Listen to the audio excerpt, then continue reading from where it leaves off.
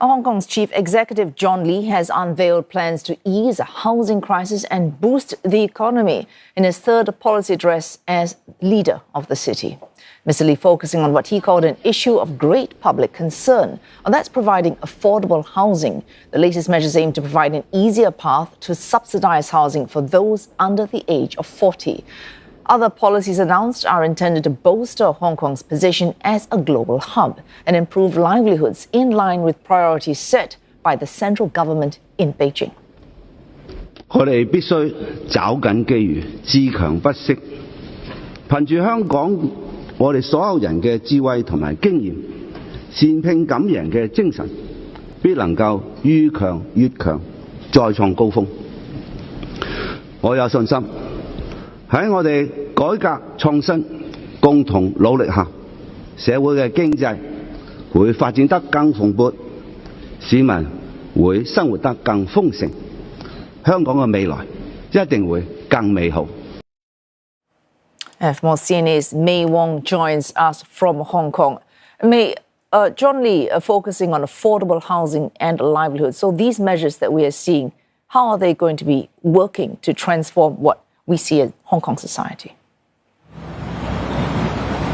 Well, improving the livelihoods of the Hong Kong citizens is exactly what you heard from Chief Executive John Lee earlier in his speech. And ultimately, housing. It's a basic need for Hong Kong citizens, and yet it is the inaffordability of such housing that is causing a lot of concern, frustration among the Hong Kong citizens. Here we are talking about a population of 7.5 million people, and yet about 2 million of them aged between 25 and 44. Well, many of them don't own their own homes. They have to rent. And because of the misallocation of housing to all these citizens, it has caused a massive problem where the people who can afford private housing are actually going to public housing instead, thereby taking away the opportunities from the really poor in the society by hogging all of these housing. Now, the subdivided units, that's a major problem for Hong Kong. Subdivided units are known as coffin homes,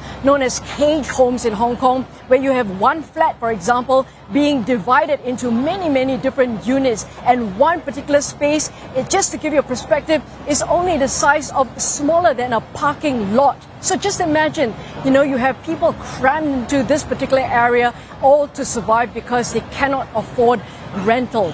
And here, recently, the NGO Oxfam also said that 20% of the 7.5 million population in Hong Kong is actually considered poor. That is 1.4 million people who are actually suffering from poverty. And so John Lee recognizes that he's trying to arrest the situation by trying to say that he's going to up the standards for these subdivided homes, trying to make sure that the landlords are going to make it more livable for the people. But for the consumers, for the citizens at large, they're not convinced. They are waiting to hear exactly what is going to happen, because at the end of the day, it's about enforcement, it's about actual seeing the results that are actually going to change their lives and making ultimately housing reachable for them. I spoke to some experts, however, but they are quite positive on that, so let's take a listen. For housing, I think it's a very hot topic in Hong Kong. My take for that is he did cover quite a different group of the local demand. For example, there would be schemes for supporting young people for purchase subsidized housing. So that's one part of the population. The other part of the population is those that might be going for the private flats. So he has suggested to adjust the loan-to-value ratio as well as the maximum service ratio. So basically, it make it easier for them to buy the private housing. And I think that is a good move at the end of the day, because those ratio or those what we call the property cooling measure may not be relevant now because the property market has already adjusted. Could he gone further? Of course he could. I think he has still many tools in the toolbox. For example, if depending on the market, if you want to provide more support to young people or first-time buyer, he could consider a reduction or exemption of stamp duty as well. So I think it's a step-by-step approach, and wait and see and how the property market being developed over time. I mean, of course, it's not just housing, measures as well to help people in business. Now, for residents, they may not be directly affected by these measures if they're not engaged in business activity, but indirectly, they will be affected if business in Hong Kong also picks up. How have they reacted to these measures to boost business in Hong Kong? Many Hong Kong citizens right now really haven't gotten the full picture of his policy address because it was given on a weekday during working hours, so not many people are paying attention to that. Honestly as well, a lot of the Hong Kong citizens seem resigned to whatever policies he lays out because at the end of the day, they say they want to see results.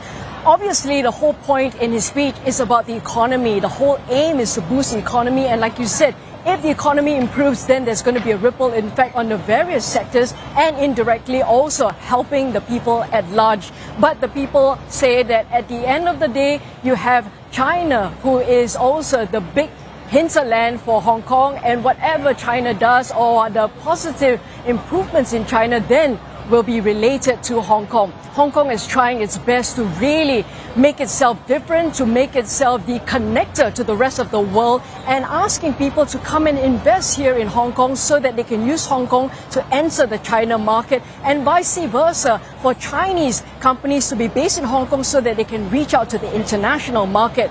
But the Hong Kong citizens are saying that a lot of things are going to take a long time, and a lot of things are also going to perhaps need a little bit more tweaking in the policies at large.